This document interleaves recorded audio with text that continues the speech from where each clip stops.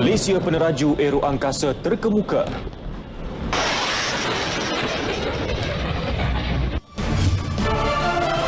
Pasaran baharu bagi ekspor minyak kelapa sawit dikenal pasti.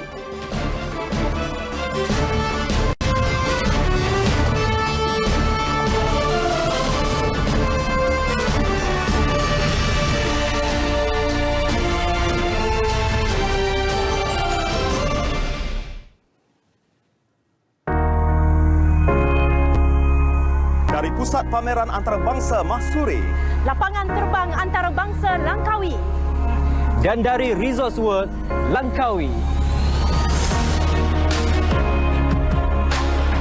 5 2019 di RTM.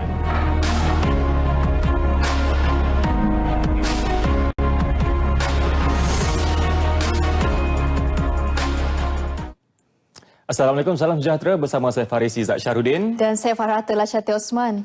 Baik, kita mulakan dengan pameran antarabangsa maritim dan aero angkasa Langkawi 2019. 2019 yang dirasmikan Perdana Menteri hari ini signifikan dalam mencapai objektif Malaysia menjadi peneraju bidang aero angkasa di Asia Tenggara pada tahun 2030. Ya, pada masa sama kertas putih pertahanan pertama negara bakal dibentang bagi membolehkan rakyat mengetahui perancangan dan keutamaan aspek keselamatan masa depan. Laporan 5 2019 bersama Fatil Hidayat Ghazali di Langkawi. Silakan Fatil.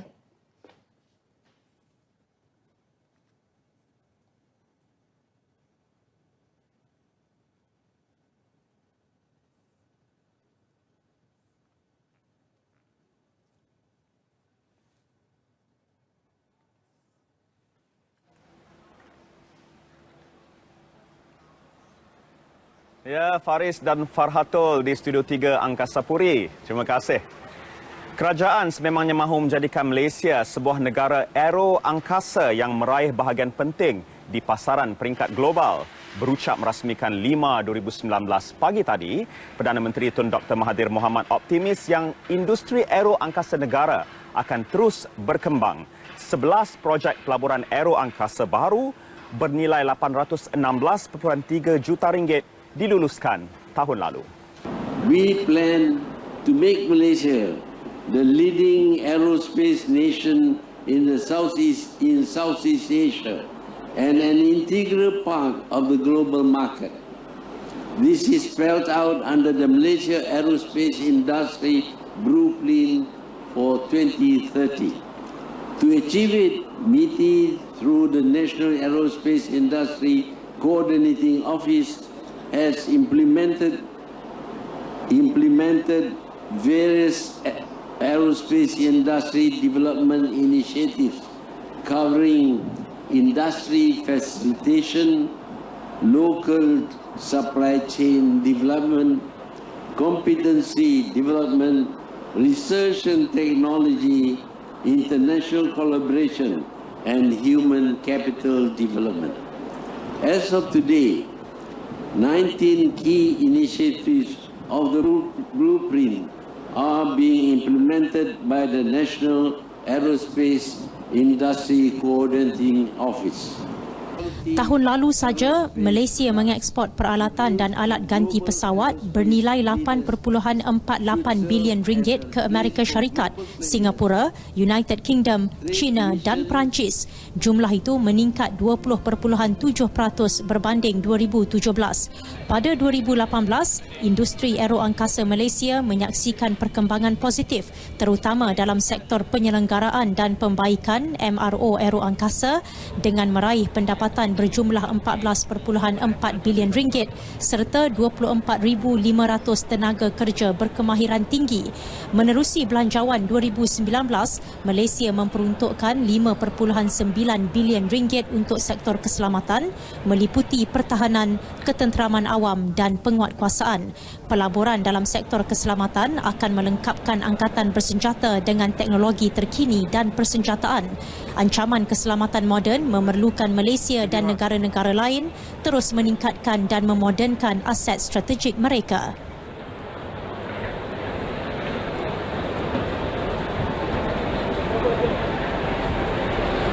Ya, dalam pada itu Tun Dr. Mahathir memaklumkan yang kertas putih pertahanan pertama negara yang akan dibentang amat penting kerana membabitkan komitmen kerajaan dalam dasar pertahanan negara untuk dekad yang akan datang.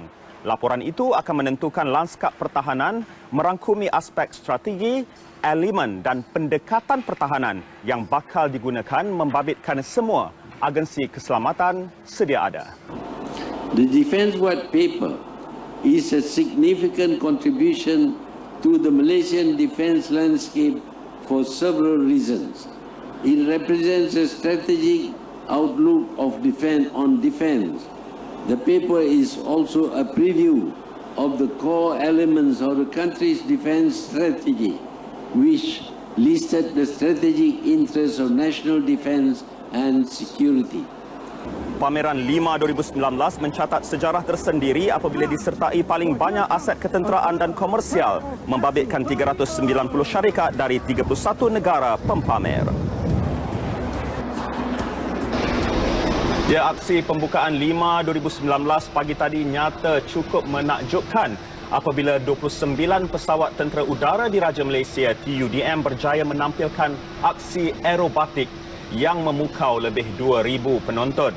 Majlis yang diadakan di landasan lapangan terbang antarabangsa Langkawi itu dirasmikan sendiri Perdana Menteri.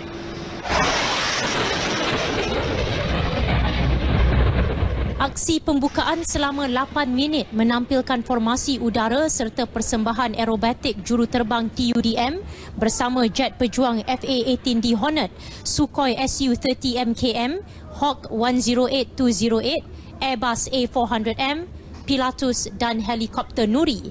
Seolah-olah dalam medan perang apabila jet pejuang terbang rendah dan bertali arus. Aksi pesawat pengangkut A400M bersama 8 pesawat pengiring mencuri tumpuan.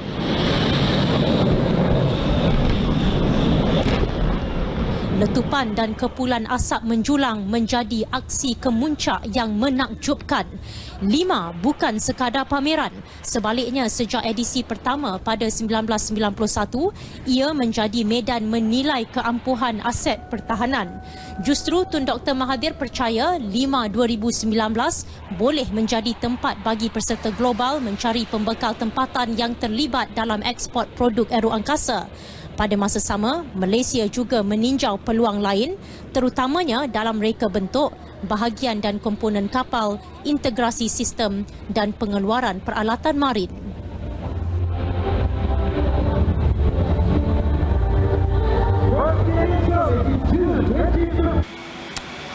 Baik, sejurus perasmian, Perdana Menteri mengadakan lawatan di tapak pameran di Pusat Pameran Antarabangsa Mahsuri MIEC ini. Mengiringi Perdana Menteri, Menteri Besar Kedah Datuk Seri Mukhriz Tun Dr. Mahathir, Menteri Hal Ehwal Ekonomi Datuk Seri Azmin Ali dan Menteri Belia dan Sukan Syed Saddiq Syed Abdul Rahman.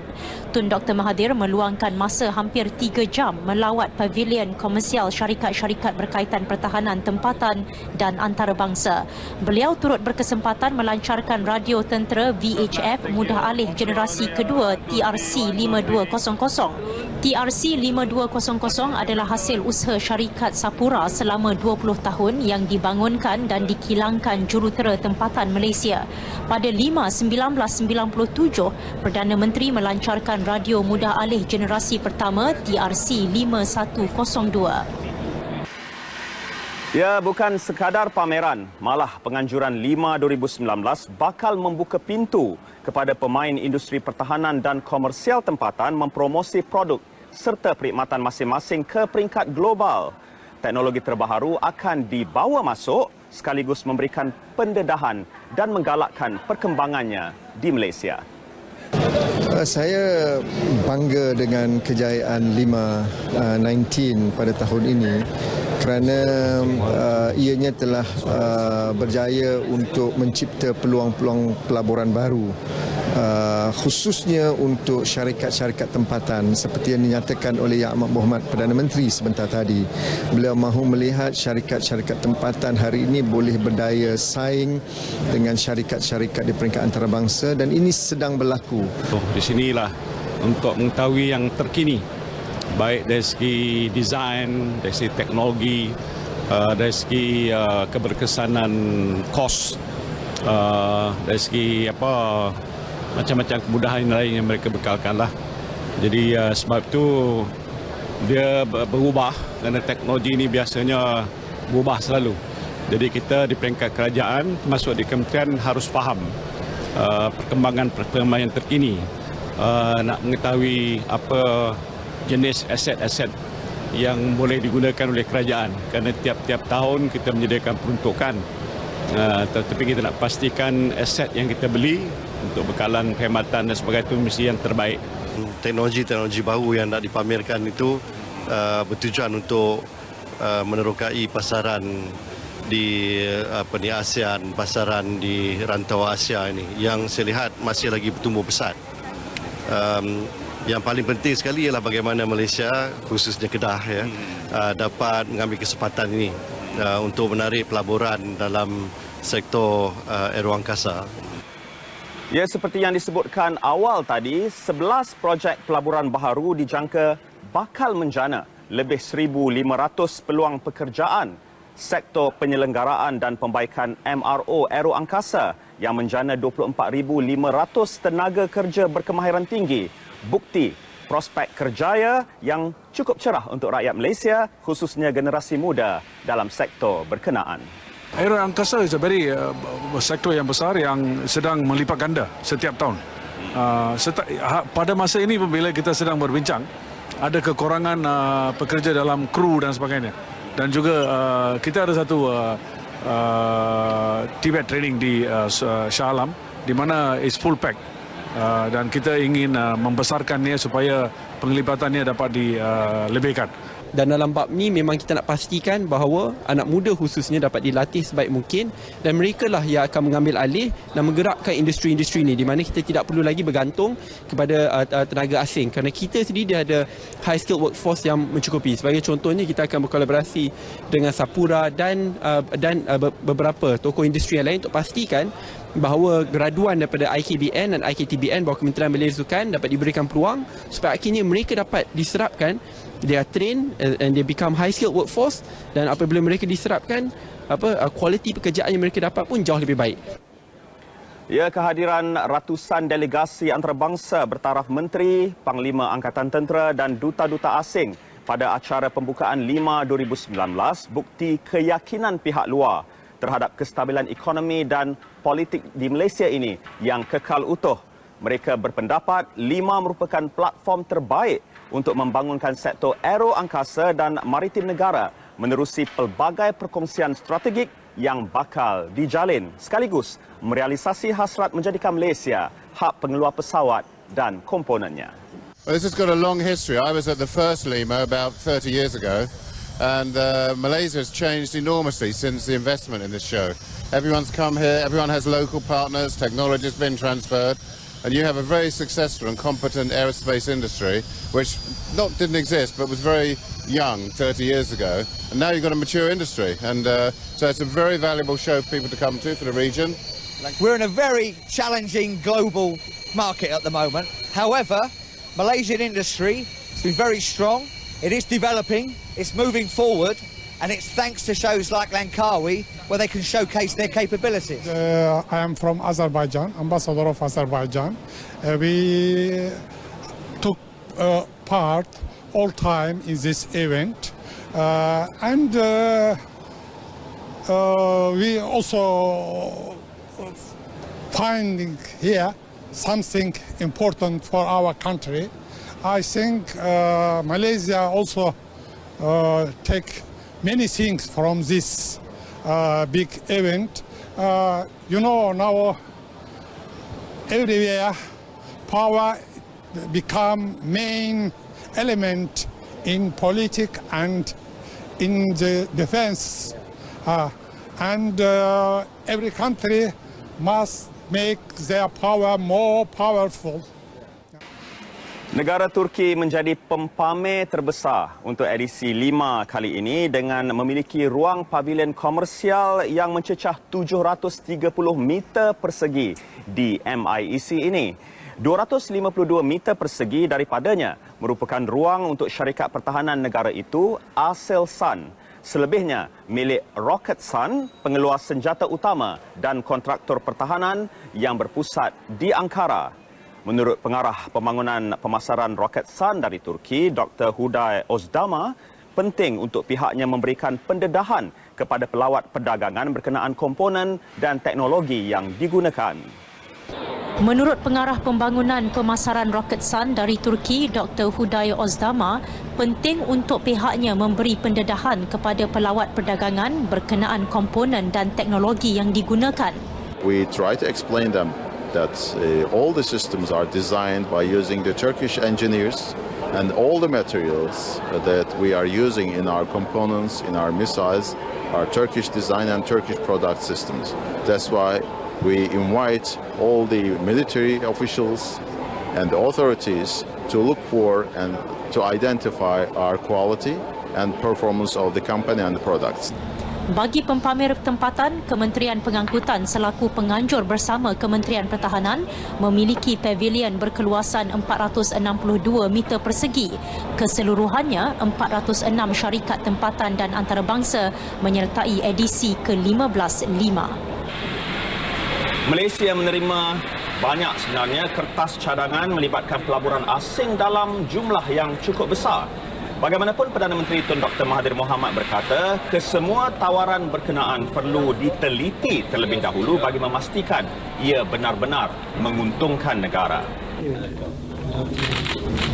Beliau menyatakannya selepas menerima kunjungan hormat beberapa pemimpin negara kuasa besar dunia pada hari pertama 5 2019. Fokus perbincangan tertumpu kepada usaha memperkukuh kerjasama perdagangan sedia ada selain meneroka peluang pelaburan baharu terutama dalam sektor maritim dan aeroangkasa.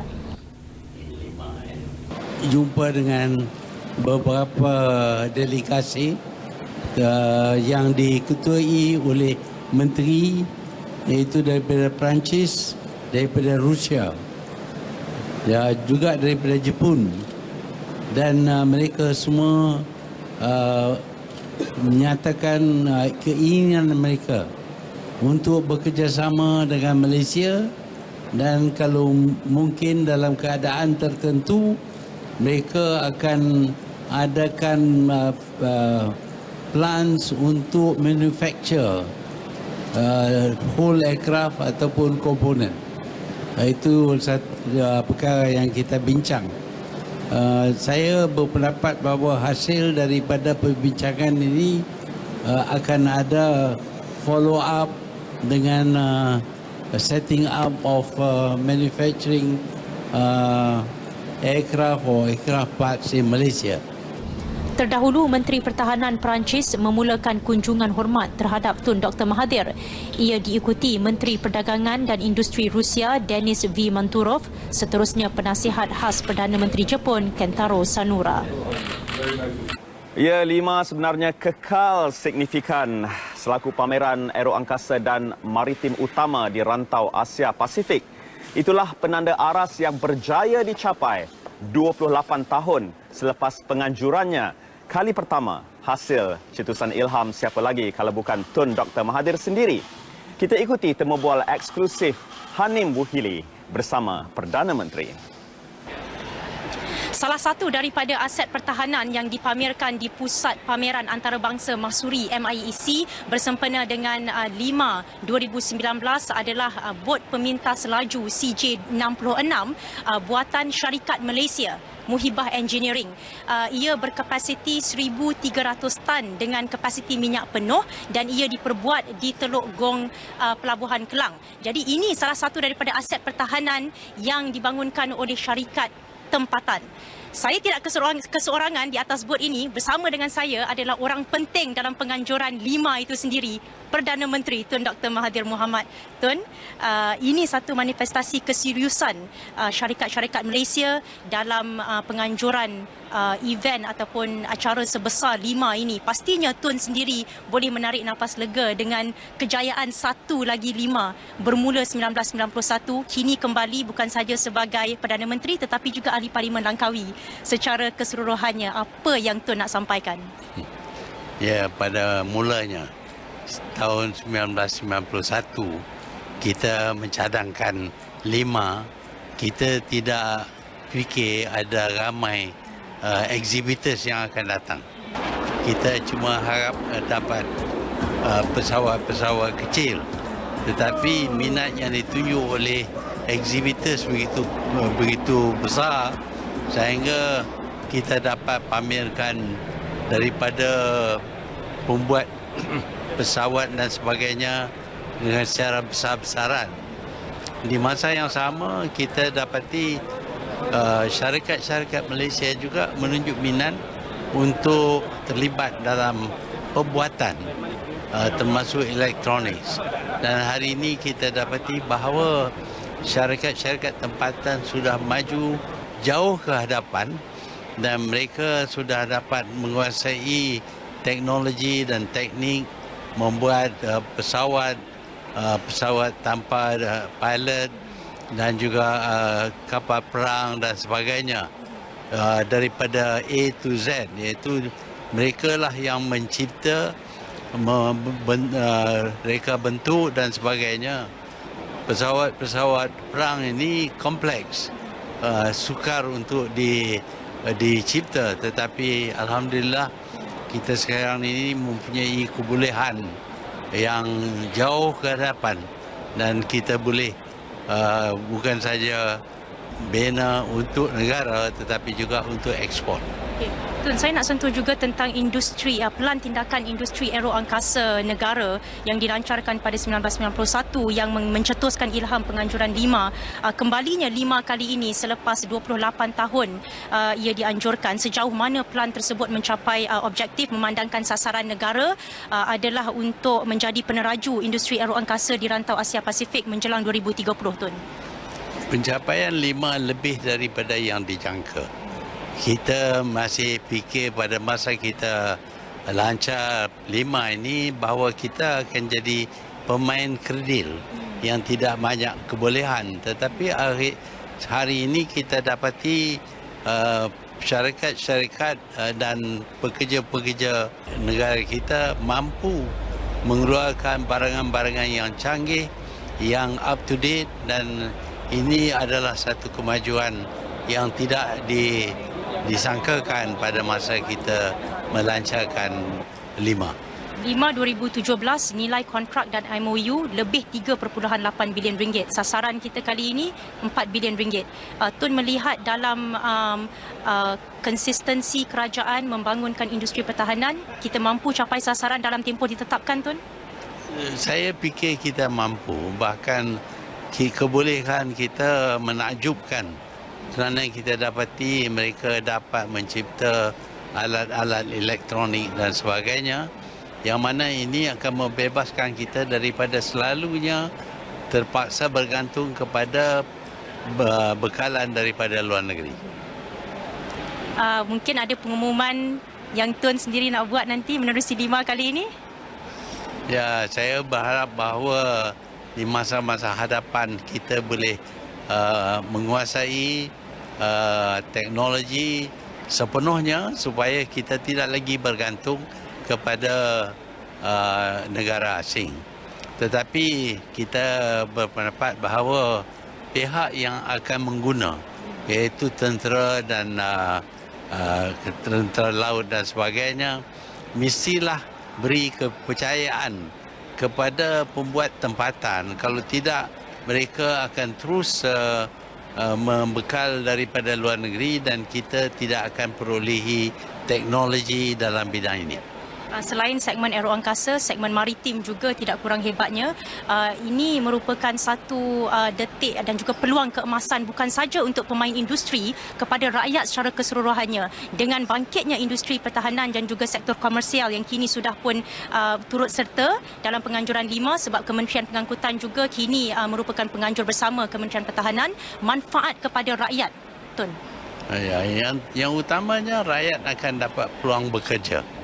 Tetapi di masa yang sama, oleh kerana kita menggunakan teknologi yang canggih, maka mereka dapat peluang untuk belajar dalam bidang ini supaya mereka mahir dengan teknologi moden ini dan mereka akan mampu membuat apa saja seperti yang dilakukan oleh negara-negara yang maju. Terima kasih Tun Dr. Mahathir Mohamad, Perdana Menteri Malaysia yang juga merupakan ahli Parlimen Langkawi dan juga pencetus kepada idea penganjuran 5 itu sendiri. Jadi 5 2019, 26 hingga 30 Mac Tun di Langkawi Kedah, liputan menyeluruh di RTM. Ya, demikian temu bola eksklusif Hanim bersama Yang Amat Berhormat Perdana Menteri. Baiklah, Malaysia sebenarnya belum lagi bercadang untuk membeli aset udara baharu bagi menggantikan aset-aset yang sedia ada. Meski mengakui kemampuan pesawat pejuang keluaran syarikat ternama dunia, Perdana Menteri menjelaskan yang aset udara milik pasukan pertahanan negara masih lagi berfungsi dengan baik. Yang kita interested, tapi kita waktu ni belum sampai ke tahap untuk purchase. Dan kita dapati pesawat yang kita beli yang lama masih boleh perform dengan cukup baik. Dan kita dapat lihat pagi ini demonstration yang melibatkan semua aircraft yang lama ini yang telah di servis dengan baik, dan kita dapati bahawa performance mereka menunjuk bahawa mereka boleh tahan lebih lama lagi. Ya, hari pertama 5 2019 sempurna. Berjalan dengan jayanya program-program yang sudah pun diatur di sekitar pusat pameran antarabangsa Mahsuri MIEC, juga di sekitar lapangan terbang antarabangsa Langkawi ini. Dan ini bermakna tinggal 4 hari sahaja lagi untuk pelawat perdagangan dan pelawat awam untuk memenuhi ruang pameran untuk edisi 5x15 ini. Sama-samalah kita memenuhi pulau legenda ini untuk kita menyokong penganjuran 5 kali ini yang pastinya memberi manfaat bukan sahaja kepada negara tetapi juga kepada rakyat. Baiklah, 195 pempamer menjayakan pameran di MIEC ini. Jadi sama-samalah kita melihat sendiri teknologi terkini yang dikongsi, yang didedahkan oleh kesemua syarikat pempamer terbabit. Itu saja laporan untuk hari ini, untuk 5 edisi kali ini. Kembali bersama Faris dan juga Farhatul untuk meneruskan Nasional 8. Sekian dari Langkawi. Baik, itu dia Farhatul. Memang panjang lebar ya laporan yang dibawakan oleh Farhatul dan Fatil dan juga Hanim tadi, tapi apa memang cukup-cukup menarik. Sebab untuk pembukaan saja dah mampu memukau lebih 2,000 pengunjung untuk aksi aerobatik itu tadi.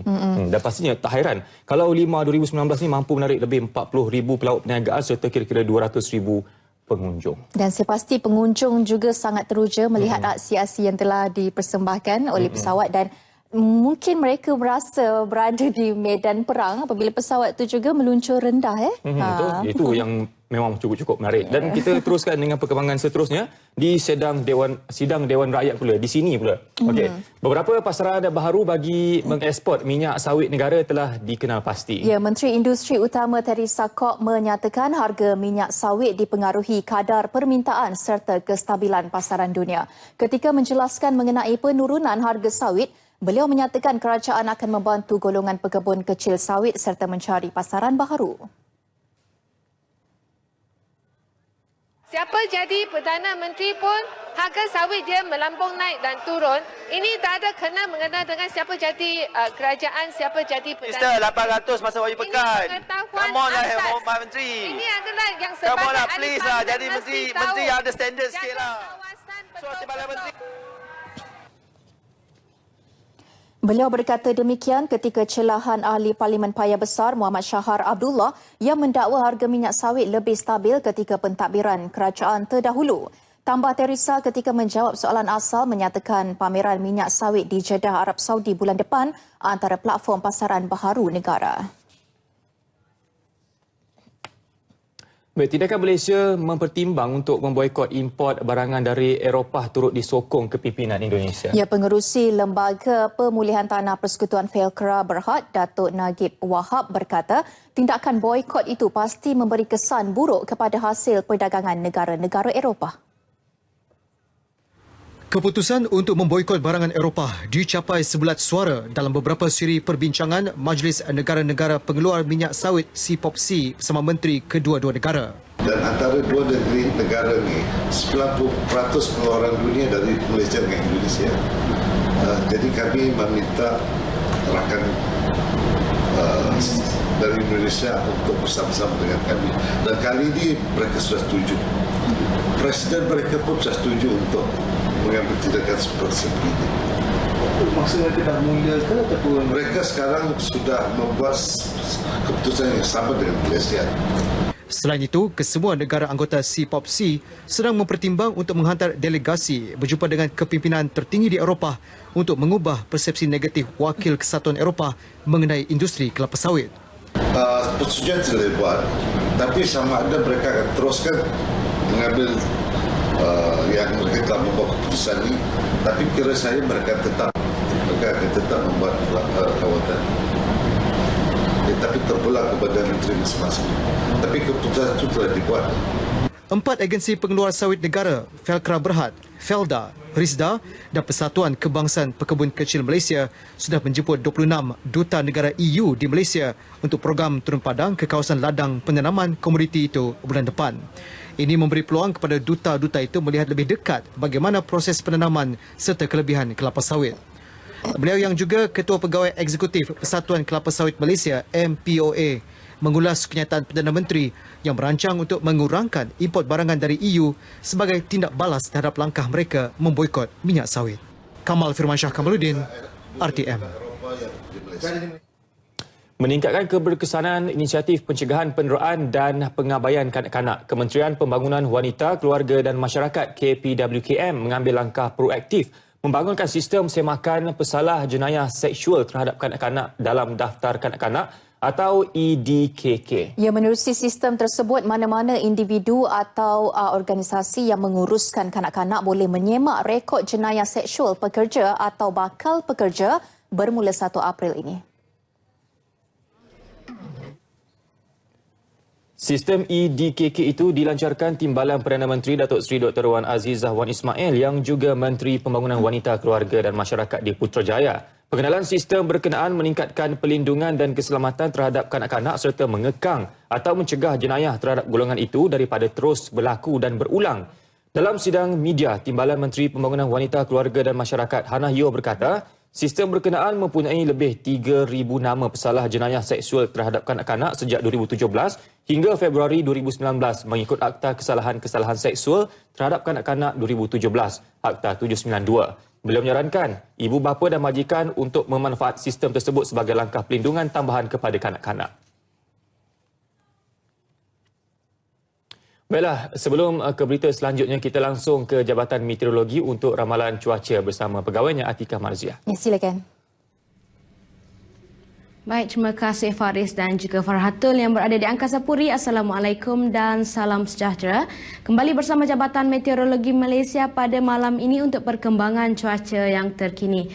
Kita mulakan dengan melihat terlebih dahulu status gelombang haba yang terkini di mana masih lagi terdapat beberapa daerah di semenanjung Malaysia yang kini masih lagi mencatat suhu maksima harian melebihi 35 darjah Celsius selama sekurang-kurangnya 3 hari yang berturut-turut, meletakkan daerah-daerah yang ditandakan dengan warna kuning ini di bawah tahap 1 iaitu berjaga-jaga. Oleh itu, orang awam di kawasan yang terlibat diminta untuk memperbanyakkan minum air, mengehadkan aktiviti di luar rumah serta elakkan dari melakukan pembakaran secara terbuka.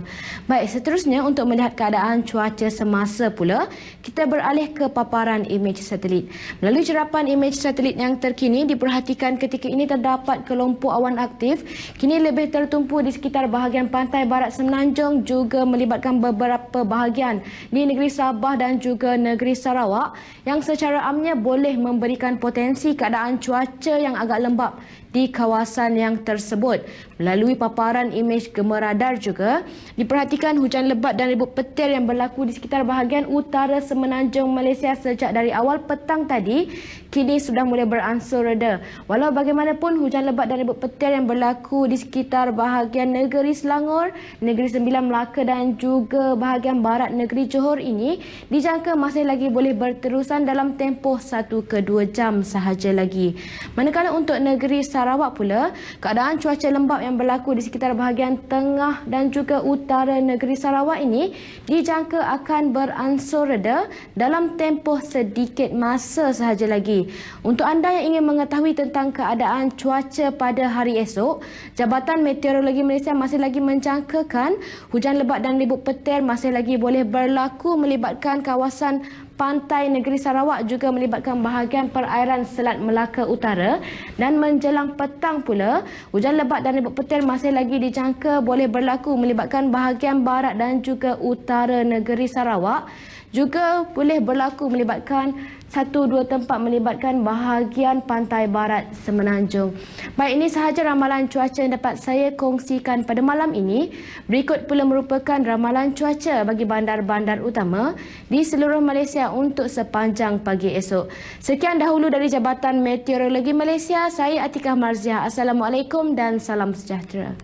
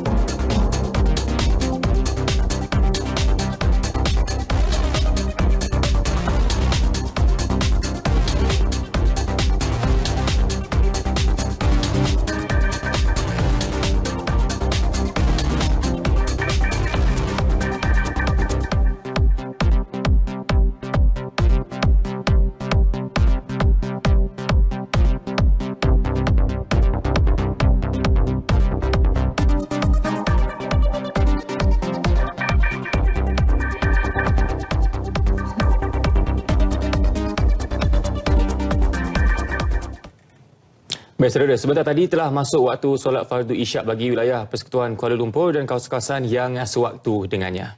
Baik, kita beralih ke perkembangan ini.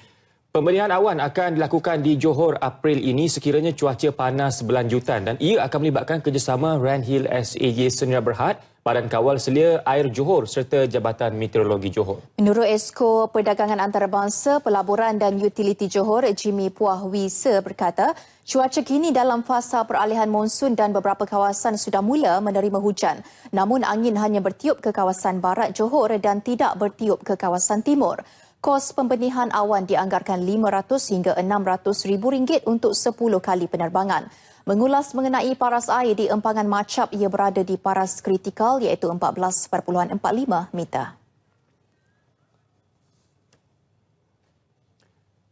Sementara itu, lebih 100,000 pengguna air di daerah Pontian Utara dan Simpang Renggam Keluang yang terjejas bekalan air kerana pencemaran amonia di Sungai Ulu Benut dan Sungai Macap sejak Sabtu lepas kembali pulih.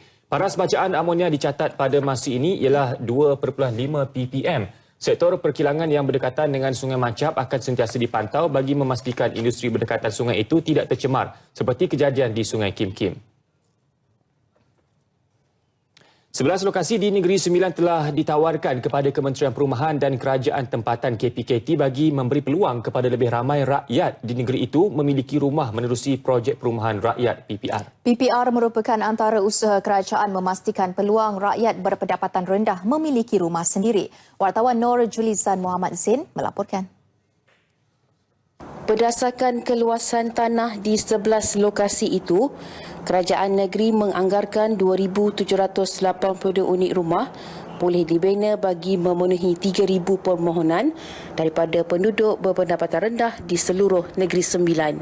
Setakat ini, 570 unit rumah PPR telah dibina meliputi PPR bersepadu Senawang sebanyak 420 unit dan 150 unit lagi PPR Seliau, selain 552 unit di Cembung Rembau dan ladang Tanah Merah di Port Dickson. Menurut Menteri Besar Datuk Seri Aminuddin Harun, kerajaan negeri komited untuk memperbanyakkan lagi PPR bagi mengimbangi permintaan dan penawaran.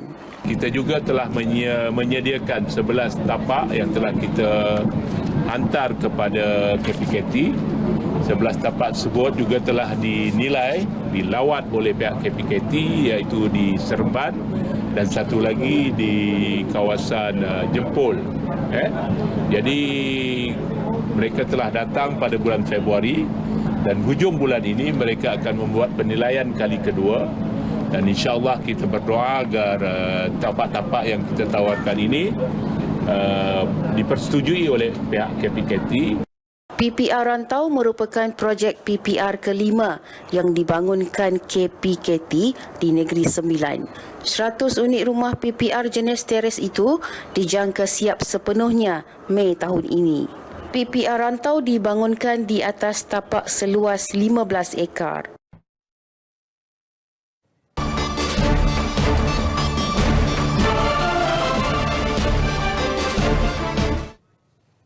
Pembentangan kertas putih kelestarian Felda yang bakal dibentangkan pada sidang Dewan kali ini bakal memperincikan isu serta langkah penyelesaian Lembaga Kemajuan Tanah Persekutuan Felda. Ketika ini, penelitian secara menyeluruh sedang dilaksana bagi mencari penyelesaian terbaik. Mulai pertengahan 2018, FGV telah memulakan pelan pemulihan atau turnaround FGV melalui 3 fasa utama iaitu rombakan ahli-ahli lembaga pengarah dan pasukan pengurusan, pelaksanaan pelan transformasi operasi dan rasionalisasi perniagaan bukan teras. Ahli-ahli lembaga pengarah FGV dan pasukan pengurusan yang baru adalah terdiri daripada golongan-golongan profesional dan pakar-pakar industri yang berpengalaman luas di dalam bidang tadbir urus korporat dan industri perladangan.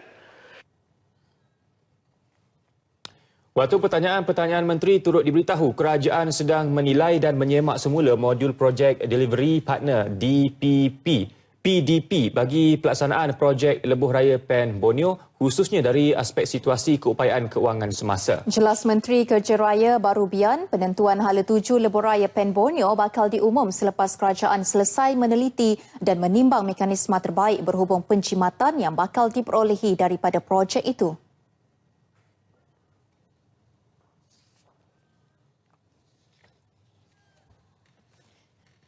Tambah Menteri, ia bagi memastikan setiap peruntukan kerajaan dapat dioptimalkan sebaik mungkin dan dalam masa sama tidak mengganggu kelancaran pelaksanaan projek terlibat. Pertanyaan dikemukakan Ahli Parlimen Bandar Kuching Dr. Kelvin Yee Lee Wen.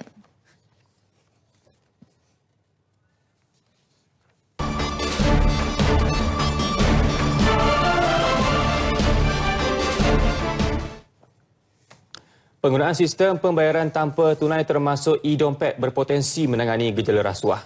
Menteri Keuangan Lim Guan Eng yakin rasuah dapat dikurangkan jika tahap ketelusan sistem pembayaran tanpa tunai dipertingkat. And of course, when you talk about a cashless system, another very important benefit is that it would cut down corruption. And I'm sure that corruption is much reduced in China because of the cash, in part also because of the cashless system.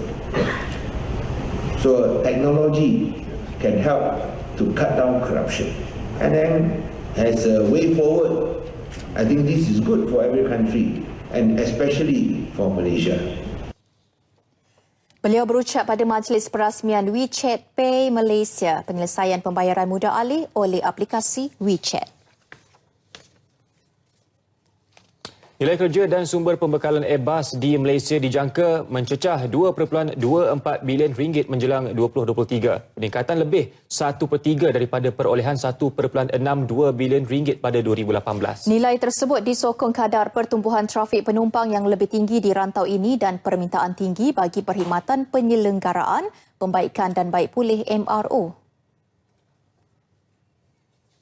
What is for me a new thing in this region is first the growth we see in passenger traffic. We said that 5.5% compared to 4.5%. That's kind of an exceptional situation we have here. Also, the very strong supply base and the partnership with countries is probably different from what we see in the rest of the world.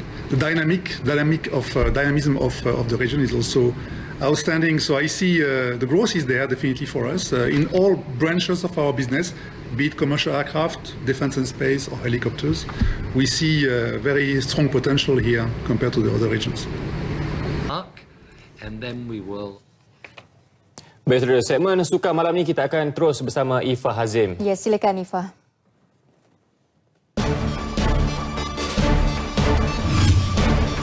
Pendaftaran AAM dibatalkan.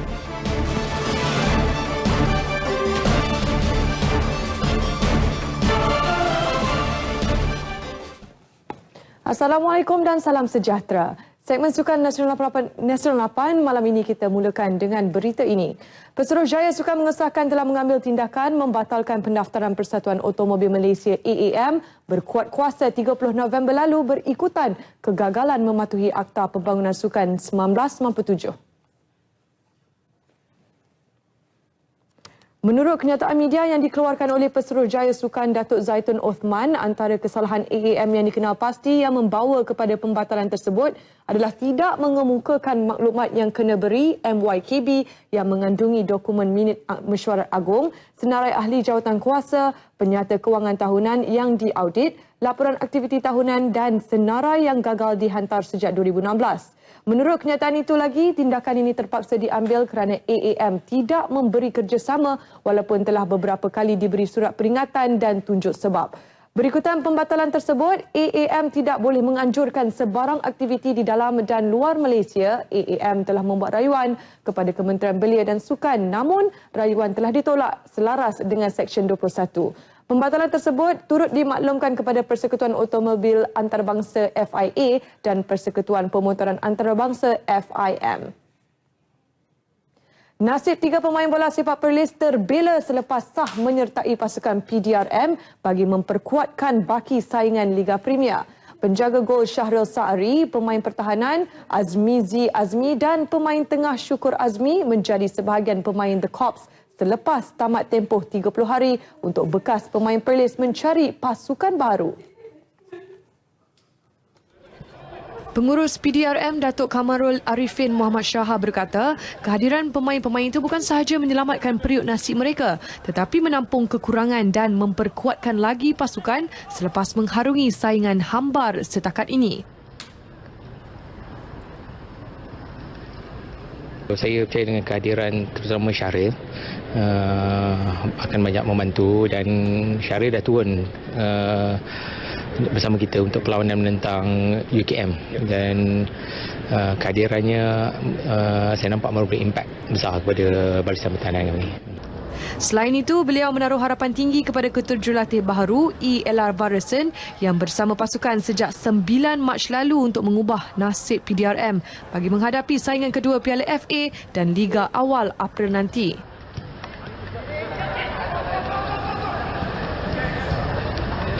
Saya mengambil langkah segera dengan mengambil Coach Ella yang terkenal dengan orang kata troubleshooter dia untuk menyelamatkan tim, dan Coach Mustafa. Saya rasa persiapan kami sekarang lebih tersusun, dan saya mendapat maklumat malas daripada barisan pemain saya. Mereka amat selesa dengan Coach Ella, dan insyaAllah kami akan bangkit. Sehingga tamat tempoh 30 hari Jumaat lalu, 18 pemain Perlis telah pun berjaya mendapatkan pasukan masing-masing, termasuk 3 yang menyertai PDRM. Pemain muda Kedah Aminuddin Abu Bakar mempamerkan aksi cemerlang termasuk menyumbang 1 gol ketika membantu skuad bawah 23 tahun Akademi Bola Sepak Cardiff City menewaskan pasukan Top Level Sports Academy 3-1 pada perlawanan persahabatan baru-baru ini. Aminuddin bersama 3 lagi pemain Kedah iaitu Muhammad Fazrul Dana Nizam, Muhammad Asri Muhammad dan Muhammad Suhaimi Saad kini sedang menjalani latihan bersama Akademi Bola Sepak Cardiff City selama sebulan sehingga 10 April ini. Persatuan Bola Sepak Kedah KFA dalam satu kenyataan berkata, keempat-empat pemain muda terbabit turut diberi peluang beraksi pada perlawanan tersebut. Peluang berlatih bersama akademi berkenaan memberi pengalaman berguna kepada mereka untuk membantu skuad Liga Super dan skuad Piala Presiden Kedah pada saingan kejohanan tempatan apabila pulang ke tanah air tidak lama lagi. Penghantaran pemain terbabit adalah hasil kerjasama di bawah projek pembangunan bola sepak antara KFA dan Akademi Bola Sepak Cardiff City FC yang berpangkalan di Wales. Untuk rekod, akademi yang bernaung di bawah Cardiff City Football Club CCFC yang kini beraksi di Liga Perdana Inggeris ini dimiliki ahli perniagaan dari Malaysia, Tan Sri Vincent Tan. Projek khas ini memasuki siri keduanya selepas projek sulung kerjasama antara dua kelab ini telah dilaksanakan dengan jayanya pada tahun 2015. Sepanjang berada di Cardiff City, Fazrul yang diberi kepercayaan membarisi kesebelasan utama skuad Liga Super Kedah musim ini terlepas beberapa aksi penting termasuk perlawanan menentang Johor Darul Takzim JDT di Stadium Darul Aman Jumaat ini. Beralih ke lumba basikal jelajah Catalonia. Pelumba pasukan Lotto Soudal dari Belgium, Thomas de Gendt, menyempurnakan perlumbaan jarak jauh secara solo merentasi kawasan pergunungan dan memenangi perlumbaan pembukaan Catalonia semalam yang menyaksikan pelumba ternama dunia bertanding. De Gendt menamatkan perlumbaan 164 km dalam masa 4 jam 14 minit 32 saat di Calella. Pelumba berusia 32 tahun itu mendahului kedudukan keseluruhan, pungutan mata, pendakian dan kategori pecutan.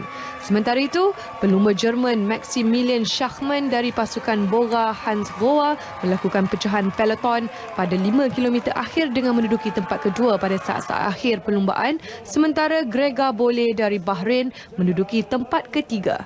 3 kategori perlumbaan semalam dengan 1 pendakian merentasi kawasan hutan di Costa Brava didahului kumpulan elit juara dunia iaitu Alejandro Valverde dan pelumba Colombia Nairo Quintana. Perlumbaan kedua diteruskan hari ini dengan perlumbaan landai sejauh 166 km menuju utara Spanyol melalui kawasan pantai dari Mataro ke San Feliu de Guixu. Sekian laporan sukan untuk malam ini. Seterusnya kita ke segmen hashtag.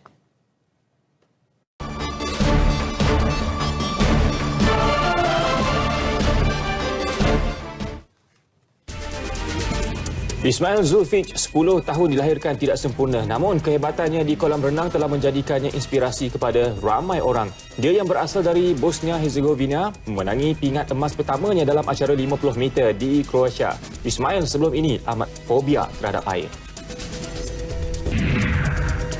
Di Hawaii, seorang wanita bernama Dian Kim tidak menyangka hobinya mengambil gambar berjaya menemukan kembali dia dengan bapanya yang terpisah kira-kira 10 tahun lalu. Bagaimanapun pada tahun 2003 ketika mengambil gambar sekumpulan gelandangan, dia secara kebetulan bertemu bapanya. Ini pula tentang kesungguhan seorang guru untuk melihat pelajarnya berjaya. Guru itu yang mengajar di kawasan pedalaman di Nairobi, Kenya, sanggup memberikan sebahagian besar gajinya bagi membantu murid miskin. Peter Tabichi meraih hadiah guru global serta wang tunai RM4 juta.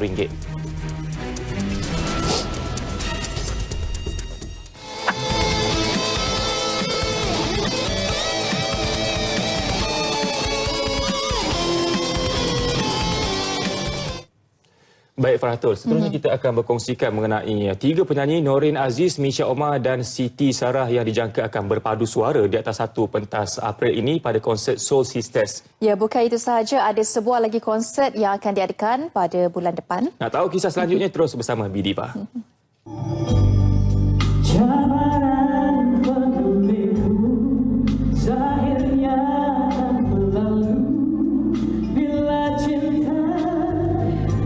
Kehebatan vokal 3 wanita Norin Aziz, Misha Omar dan Siti Sarah bakal bergabung di atas satu pentas April ini. Ketiga-tiga penyanyi wanita yang memiliki vokal yang mantap itu bakal bersama menjayakan konsert yang dinamakan Soul Sisters. Pemilihan ketiga-tiga selebriti itu oleh Ed Razi Entertainment ERE adalah berdasarkan reputasi serta kemampuan mereka mendendangkan lagu bergenre soul dan R&B. Saya diberi peluang. The last concert that I did masa DFP, Dewan Philharmonic, 2010. Bila diberi peluang ni memang sangat-sangat terkejut sebenarnya. Saya harap saya dapat diterima lah selepas ini bersama vokal-vokal penyanyi hebat ni, Sarah dan sebenarnya kita rasa sangat berbangga untuk sepentas dengan these two power vocal kan. Kita rasa sangat bersyukur dan kita rasa sangat kita Ya. Okey. Ya, awak. Macam grup K-pop. Saya rasa bersyukur. At the same time, kita dapat belajar sedikit sebanyak from both, you know. So it's a blast lah. Pengalaman tu Pengalaman, yes. Pengalaman kami semua lain. We couldn't think of anyone else untuk menggantikan tempat sesiapa. Kita selalu terasa macam memang jodoh lah untuk kami bertiga. Turut terlibat menjayakan konsert berprestij ini ialah bekas penerbit eksekutif Warner Music Malaysia, Datuk Nasir Abu Kasim selaku pengarah muzik dan Datuk Syafina Selamat. Menariknya, konsert ini turut mengenang kembali kumpulan wanita popular feminin menerusi segmen khas dengan 3 lagu popular kumpulan itu seperti Untukmu, Rindu dan Kini akan dipersembahkan. Konsert Soul Sisters ini bakal berlangsung pada 5 dan 6 April depan di Panggung Sari Istana Budaya.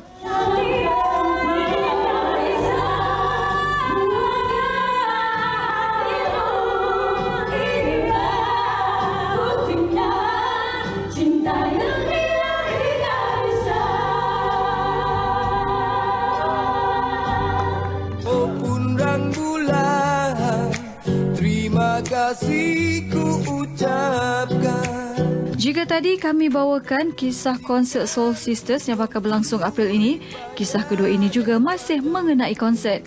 Dijadual berlangsung juga pada bulan hadapan konsert 2V yang menggabungkan 2 otai seni suara ini kabarnya masih belum mendapat sebarang penajaan. Mengikut jadual, konsert ini sepatutnya berlangsung pada 6 April. Alahai, tak lama je lagi tu. Bidiva berkesempatan menemui Mambai, salah seorang daripada artis yang terlibat dalam konsert tersebut. Konsert duo vokal ni sebenarnya memang tak ada penaja. Sebab lagi satu pun, kita pun dah kesuntukan masa. Jadi saya pun tak boleh salahkan penaja-penaja lah. Saya faham sekarang ekonomi pun tidaklah mengizinkan untuk menaja-naja. Tapi kepada penaja-penaja yang sempat nak menaja konsert saya ni, bolehlah tengok dekat FB saya Mambai Aro ataupun dekat Instagram ke apa ke. Kalau nak sempat taja setakat mana yang mampu, saya dah kira bersyukurlah. Tambah Mambai, jika konsert itu berjaya mendapat sambutan para peminatnya, beliau akan mengadakan konsert bersama kumpulan Gersang sempena ulang tahun ke-30 mereka di venue yang sama. Sementara itu, Bidiva turut berjaya menumbual seorang lagi artis yang turut akan menjayakan konsert tersebut. Menurut Rahim Ma'ruf, beliau bakal menampilkan kelainan pada konsert 2V itu nanti. Mungkin show pada kali ini saya cuba mainkan lagu-lagu yang bersaksofon. Seperti jarang saya main lagu macam Jangan Kau Rayu, itu dah biasa saya main. Lagu-lagu yang bertiupan. Okay? Mungkin lagu-lagu daripada zaman Battle of the Band akan saya main. Okay? Itu banyak nostalgia di sini. Konsert 2V berdurasi 2 jam di Matic Jalan Ampang itu akan diiringi para pemuzik profesional diketuai Dato' Achis.